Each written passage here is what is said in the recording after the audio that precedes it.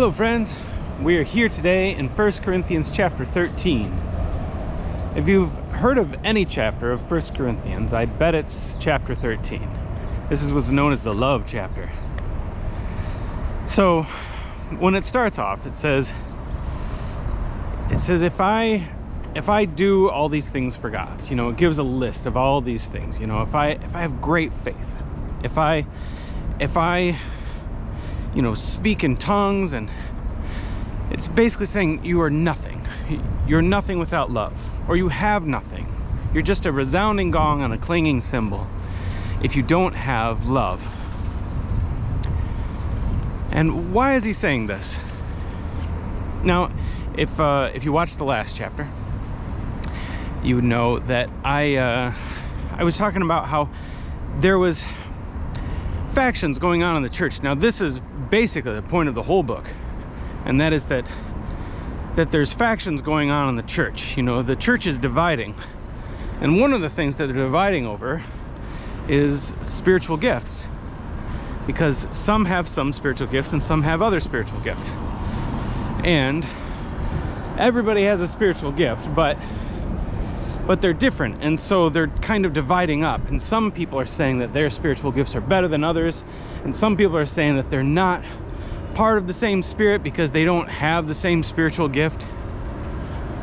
And so he said in the last chapter, it's all the same spirit.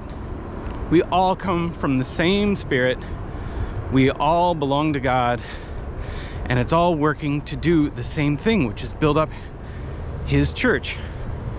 And his point in this area is to say that the point of these spiritual gifts is to use them in love.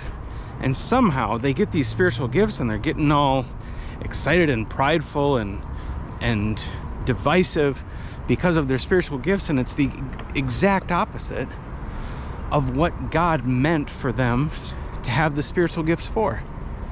So he's saying, look, these spiritual gifts are meant so that you can love the church better. And like I said yesterday also, that there's the church is meant to be lived as a community. You're not supposed to be a Christian all by yourself. You're supposed to be part of the people of God. And God would give other people things that you might need in your life so that you can be close to them and that they can love you. So he goes on to say, all of this is about love. It's not about your spiritual gift. And then he decides that he needs to explain what love is. And he gives a great definition. Now, I know that some people, this was a big question when I was in seminary. We had a big conversation about whether or not it's appropriate to use this chapter in wedding ceremonies, because it's not talking about necessarily the love between a man and a woman. It's talking about the love that the church should have for one another. And I think it's good. I think it's good to use it in a wedding, because it's talking about a community should be working together. And what better picture of what the church should look like than what a marriage and a family should look like? So absolutely, this is a definition of love that I think should be used for everything. And it's interesting, in Greek, if you're a big fan of C.S. Lewis, you might know that there's four kinds of love. He wrote a book called The Four Loves. So there's 4 different types of love, and it's eros, that's like sexual, love between a man and a woman. And there's storge, that's like love for humanity and family, and then there's phileo, that's like love that you would have for like a great friend or a brother. And then there's agape. And agape is the kind of love that we have or the kind of love really that God has for us. It's not a selfish love, because there's really nothing that we could give back to God. So it's this love that is only sacrificing. And he's saying we need to love each other in that way.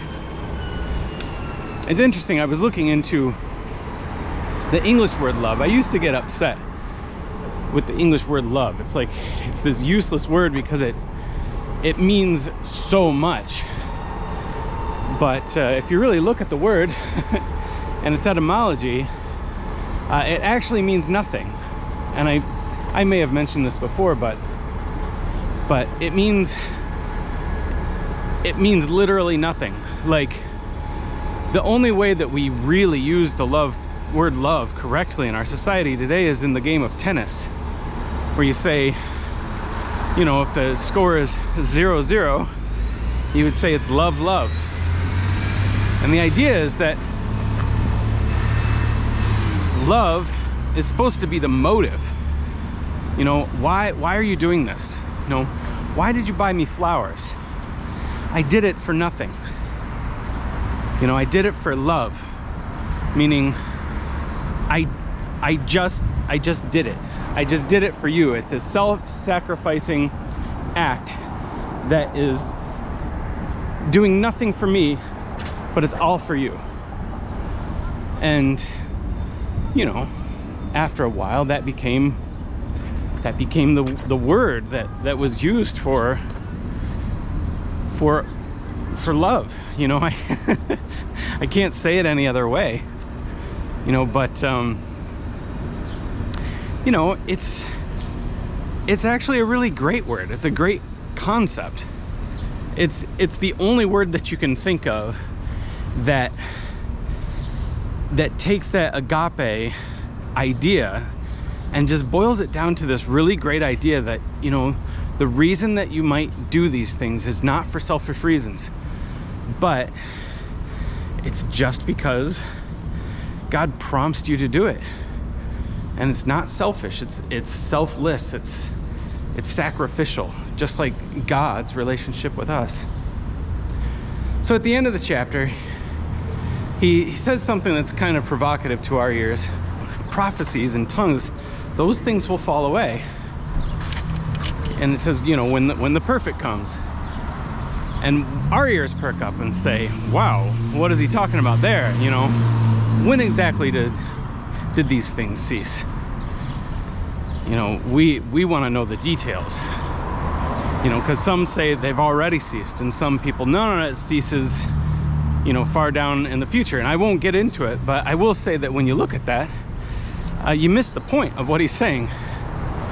The point of what he's saying is that these spiritual gifts were given to the church to build up the church. And picture like a building, like, you know, let's say that instead of the gift of prophecy or tongues, you know, you were given like a saw or a hammer so that you might build something up. And he's saying, you know, once it's complete, once this building's all done, you'll use the building, but you won't have need for the tools anymore. And so that's his point. He says when we get there, all we'll need is love. You know, in the end, the love is the only part that's going to be important. And so he says, you know, what marks us, you know, between other people is not whether you might have this gift or that gift. And he says there's three things: it's faith, hope, and love. You know, faith, just holding to God and you know, the truths that he's revealed to you. Hope, looking on to the future of what God is going to do for us in the church. And love, what God has taught us to do, not just for this time, but for all of eternity. So that's what marks us, you know, faith, hope, and love. But the greatest of these is love. All right, that's 1 Corinthians chapter 13. Have a great day.